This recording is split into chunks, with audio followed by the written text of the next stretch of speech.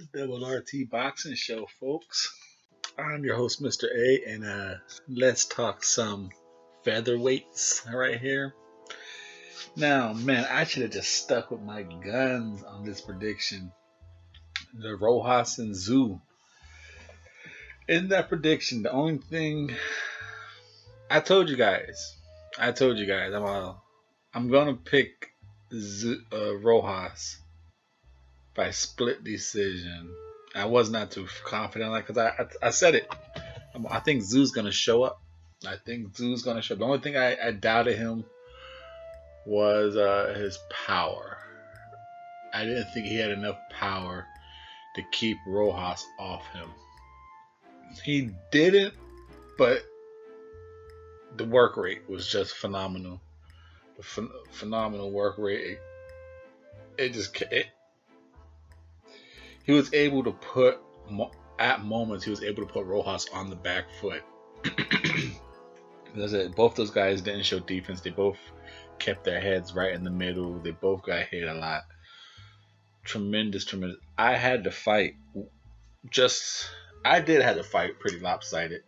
You know, I didn't see, like I said, if you're watching the show right now for the first time, you saw, if you're watching it for the first time, during the Keith Thurman and Lopez fight, this fight was on. So I made my post-fight recap video during the Thurman, and this fight was on the side, so I saw what happened, and it's on that show. So I was like, oh wow, it seems like a wide score. It must have been ass whooping, you know, is it wrong? And the commentators were baffled that it was such one-sided.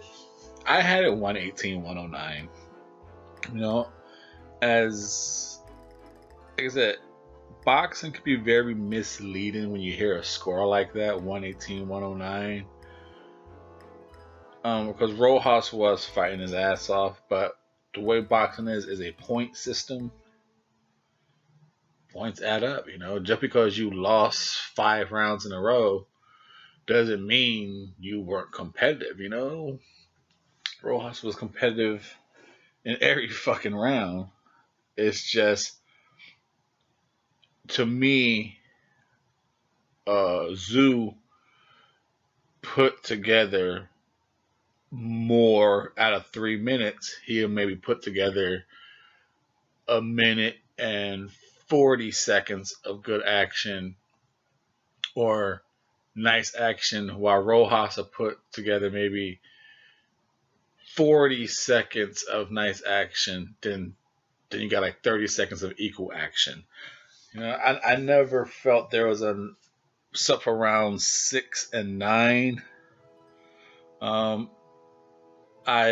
truly felt hands down that those were rounds Rojas won.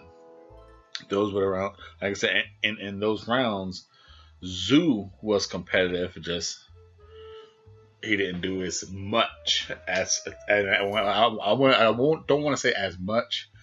I should say the time length wasn't as much, because they, like I said, every round these guys were competitive. Every round these guys throwed hella fight combinations, up, down, hooks, jabs to the body.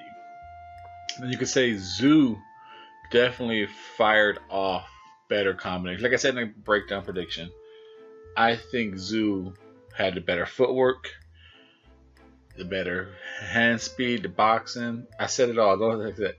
I didn't pick him just because I didn't think he had the power to keep Rojas off. But with the work rate and the footwork, it was good enough. Like I said, how did we discuss it? Zoo will win this fight if he could keep him turning and keep it in center of the ring. And that's what he did. He just kept turning him, and it was a beautiful thing to watch. This is probably definitely fight of the year. It's only January. It's fight of January for sure. Fight of January. Like I said, each and every round. When you hear fight of the year, fight of the month, it's back and forth action. You can't describe one round and really pinpoint anything in this fight. These guys were just throwing combinations at each other. No holding. No, it was like a Zoo put on. Zoo was on the back foot, but not running. He was just turning. While when it came to the moments where the roles were reversed and it was time for Rojas to go on the back foot, his punch volume dropped dramatically. And when it was Zoo on the front foot, you can tell you can tell the tide turns in the fights. Like, oh shit, this is definitely Zoo's moment now. When Rojas was on the front foot and Zoo was on the back foot, just skating and turning them, it was a back and forth fight. You know, Zoo was fighting good on the back foot, fighting great on the front foot. Rojas was fighting good on the front foot and so on the back foot. Like when Rojas was on the back foot going against the ropes, it was clear to see that Zoo had most of those moments. Now everyone's saying they want to see him versus Santa Cruz, Gary Russell. You know, obviously those are the champs, but as we know, Gary Russell is tied up. You know, Tug just won that eliminator with Claudio. So you got Gary Russell fighting Tug, you would think. Leo Santa Cruz, who knows what he's going to do, and I'm a fan of him. Warrington with Kid Gallahan. Oscar Valdez, he's making his comeback fight. Now, me personally, there could be a nice little Asia showdown that I'm interested in. And will it get pulled off? China versus Japan, folks? The featherweight showdown? You guys know what I'm talking about? Do you? Let's see the WBA regular champion, Zoo, taking on Shimizu.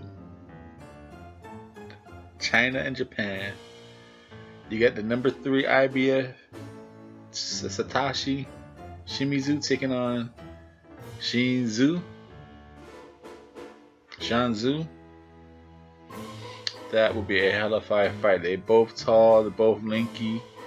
You got the volume puncher of Zoo, the slow hammer throwing Shimizu.